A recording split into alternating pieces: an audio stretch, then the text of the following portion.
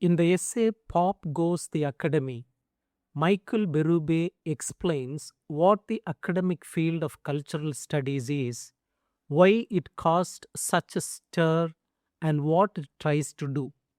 He describes cultural studies as an exciting, messy, and often misunderstood movement that aims to connect culture, power, and everyday life.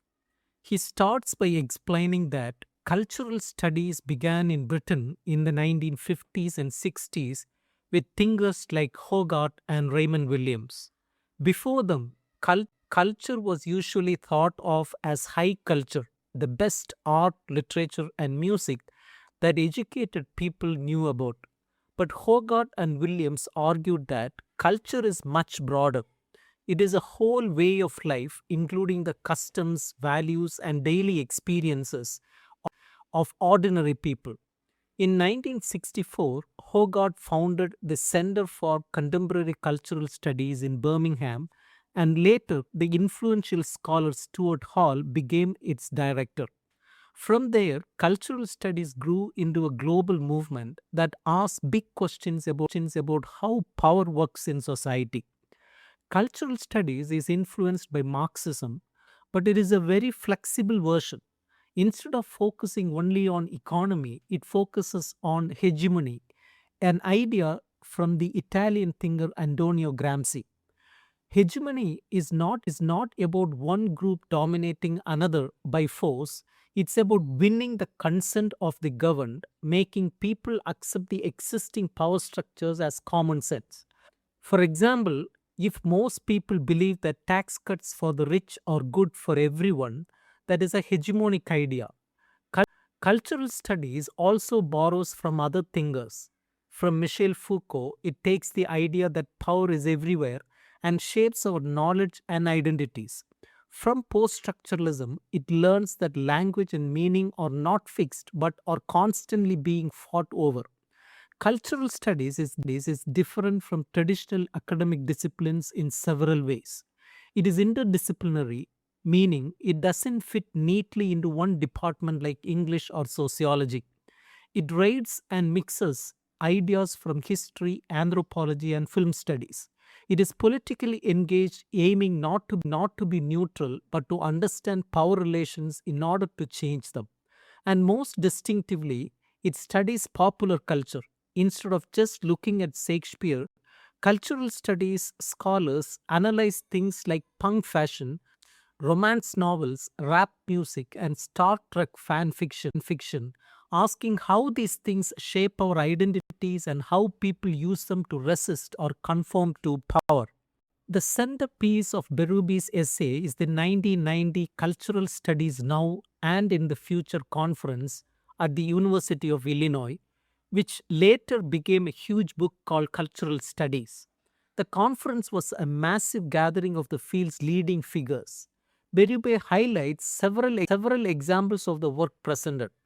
One was Hebditch's study of British punks, showing how they used style, safety pins, ripped clothes, music to create a new language of resistance by taking ordinary objects and giving them new rebellious meanings.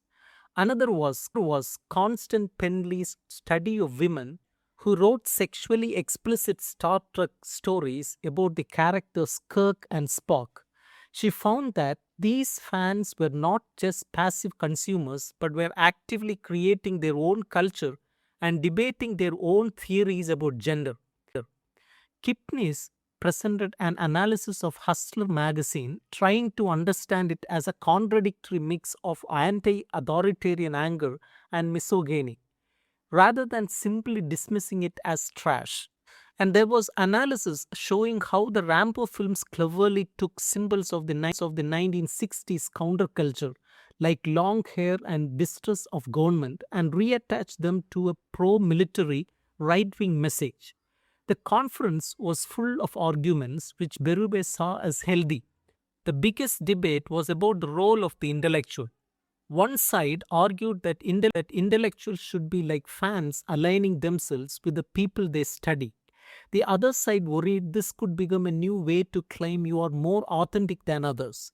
They also debated whether the focus on pleasure and empowerment in popular culture was too optimistic, ignoring the powerful commercial forces behind it. Another major concern was the institutionalization of cultural studies. As it became more popular in American universities, some worried it would lose its radical edge. Hall warned there is a danger in substituting intellectual work for real politics. Analyzing power is not the same as actually changing it.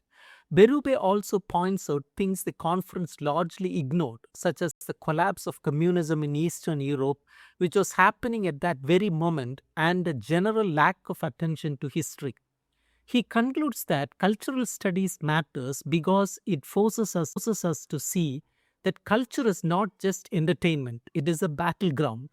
The struggle over the meaning of words like freedom, family, and rights is a real political struggle. The right wing understood this long ago, which is why they attack political correctness so fiercely. Cultural studies, with its focus on power, resistance, and the meanings we make from everyday life, is a crucial tool for anyone who wants to understand and change the world. Despite its internal arguments and sometimes difficult language, it aims to be more than just an academic exercise. It wants to be a form of activism.